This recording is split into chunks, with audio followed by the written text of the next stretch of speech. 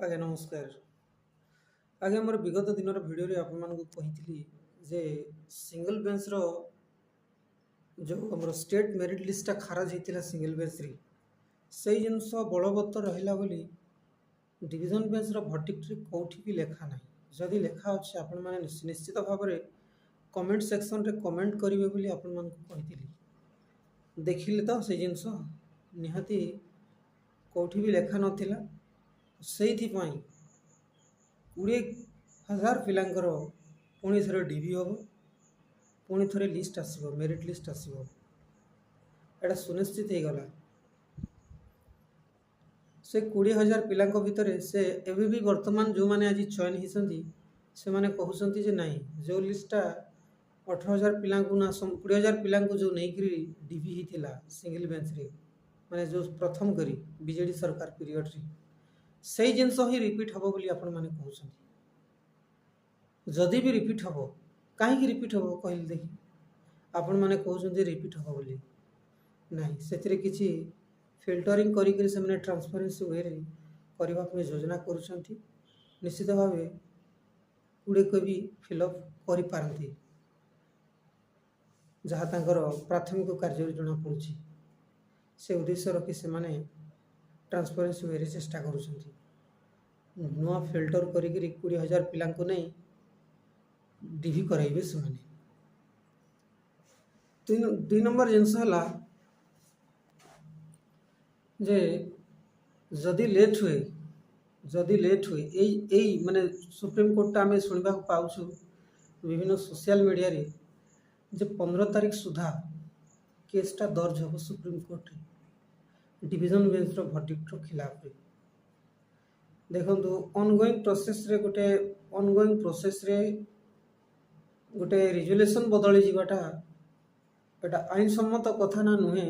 ଯଦି ଆଇନସମ୍ମତ କଥା ହେଇଥିବ, ଯଦି ଠିକ୍ ହେଇଥିବ, ସୁପ୍ରିମକୋର୍ଟର ରୁଲ୍କୁ ଯଦି ଫଲୋ କରୁଥିବ, ତାହେଲେ ତ କେସ୍ର କୌଣସି ପ୍ରଭାବ ରହିବନି ଏଠି। କିନ୍ତୁ ବିଗତ ଦିନର ଆମର ଆନ୍ଧ୍ରପ୍ରଦେଶରେ ଗୋଟେ କେସ୍ ହେଇଥିଲା, ମୁଁ ଦେଖୁଥିଲି ପିଡ଼ିଏଫ୍ରେ, ଯେ ସେଥିରେ ଅନଗୋଇଂ ପ୍ରୋସେସରେ ପରିବର୍ତ୍ତନ ହେଇଥିଲା ବୋଲି ସେ ରିକ୍ରୁଟମେଣ୍ଟଟାକୁ ରଦ୍ଦ କରିଦେଇଥିଲେ।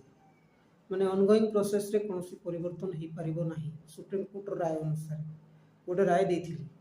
କେତେବେଳେ କ'ଣ ହେଉଛି, କେଉଁ ରାୟ ପରିବର୍ତ୍ତନ ହେଉଛି ତ କେଉଁଟା ବଳବତ୍ତର ହେଉଛି କେହି କହିପାରିବେନି। ଯଦି ବି ସୁପ୍ରିମକୋର୍ଟର ସିଙ୍ଗଲ ବେଞ୍ଚରେ କେସ୍ଟା ପଡ଼ୁଛି ଡିଭିଜନ ବେଞ୍ଚର ଭର୍ଡିକ୍ଟକୁ ନେଇକରି, ମନେ ରଖନ୍ତୁ କେସ୍ର ଦିଗ କ'ଣ ହେବ କେହି କହିପାରିବେନି। ନା ଆପଣ ଜାଣିଛନ୍ତି ନା ମୁଁ ଜାଣିଛି, ମାନେ ସମ୍ପୂର୍ଣ୍ଣ ଖତମ ହେଇଯିବ। ଏଇଟା ମୋର ଯାହା ପୂର୍ବାନୁମାନ ସମ୍ପୂର୍ଣ୍ଣ ଏଣ୍ଡ ହେଇଯିବ। ଆପଣମାନେ ଜଏନିଂ ହୋଇ ବାରମ୍ବାର ଯେଉଁ ସରକାରଙ୍କର ଅଭିଯୋଗ ପ୍ରକୋଷ୍ଠରେ ଅଭିଯୋଗ ଦେଉଛନ୍ତି, ଆମର ମୁଖ୍ୟମନ୍ତ୍ରୀଙ୍କର ଅଭିଯୋଗ ପ୍ରକୋଷ୍ଠରେ ଯାଇ ଅଭିଯୋଗ ପତ୍ର ଦେଇଛନ୍ତି, ଆଉ ଯେଉଁ ସରକାରଙ୍କ ବିରୁଦ୍ଧରେ ସ୍ୱର ଉତ୍ତୋଳନ କରୁଛନ୍ତି, ଅଫିସ୍ ସମ୍ମୁଖରେ ଧାରଣା ଦେଉଛନ୍ତି, ଏଇ ଜିନିଷ ଆହୁରି ସ୍ପିଡ଼ଅପ୍ କରି କେମିତି ଯଦି ଜଏନିଂ ପାଇବା ପାଇଁ ଚାହୁଁଛନ୍ତି ଆଉ ଲେଟ୍ ନ କରି, ତାହେଲେ ବଡ଼ ଧରଣର ଧାରଣାରେ ବସନ୍ତୁ। ଆପଣମାନେ ସରକାରଙ୍କ ବିରୁଦ୍ଧରେ ସ୍ୱର ଉତ୍ତୋଳନ କରନ୍ତୁ, ଚାପ ପ୍ରେସରାଇଜ୍ କରନ୍ତୁ ସରକାରକୁ। କେମିତି ଆପଣ ଏ 10-15 ଦିନ ଭିତରେ 15 ତାରିଖ ସୁଦ୍ଧା ଆପଣମାନଙ୍କର ଜଏନିଂ ହେଇଯିବ। ଯଦି 15 ତାରିଖରୁ ଏଭବ୍ ହେଇଯାଉଛି, ତାହେଲେ ଜଏନିଂ ଆଶା ଛାଡ଼ି ଦିଅନ୍ତୁ। ଜୁଲାଇ 15ରୁ ଏଭବ୍ ହେଇଯାଉଛି ଆପଣଙ୍କର ଜଏନିଂ ପାଇବାଟା, ତାହେଲେ ଆଶା ଛାଡ଼ି ଦିଅନ୍ତୁ ଚାକିରି କରିବା ଜୁନିୟର ଟିଚର। କାହିଁକି ନା କ'ଣ ହେବ କେହି କହିପାରିବେନି। ମୁଁ କହୁଥିଲି ଆପଣଙ୍କ ପୂର୍ବରୁ ଯେ ଆନ୍ଧ୍ରପ୍ରଦେଶର ଗୋଟେ ଭର୍ଡିକ୍ଟ କଥା ମୁଁ ଆପଣମାନଙ୍କୁ କହୁଥିଲି। ସୁପ୍ରିମକୋର୍ଟରେ ସିଙ୍ଗଲ ବେଞ୍ଚର ଯାହା ଅର୍ଡ଼ର ଆସିଥିଲା, ଅନଗୋଇଂ ପ୍ରୋସେସରେ କୌଣସି ପ୍ରକାର ପରିବର୍ତ୍ତନ ହେଇପାରିବ ନାହିଁ ବୋଲି। ଦେଖନ୍ତୁ, ଯଦି କେସ୍ର ସେମିତି ଦମ୍ ଥାଏ ତାହେଲେ ଷ୍ଟେ ମଧ୍ୟ ଲାଗିଯାଇପାରେ। ଯଦି କେସ୍ର ଦମ୍ ଥିଲା, ସେ କଥା କୋର୍ଟ ଉପରେ ନିର୍ଭର କରୁଛି।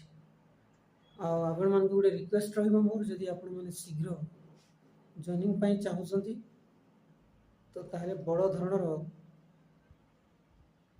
ଷ୍ଟ୍ରାଇକ୍ଟିଏ ରଖନ୍ତୁ, ସରକାର ଉପରେ ପ୍ରେସରାଇଜ୍ କରନ୍ତୁ। ଅଦରୱାଇଜ୍ ଭୁଲିଯିବେ ଜୁନିୟର ଟିଚର। ବିଗତ ରିକ୍ରୁଟମେଣ୍ଟ ତ ଆସିବାର ନାଁ ଧରୁନି।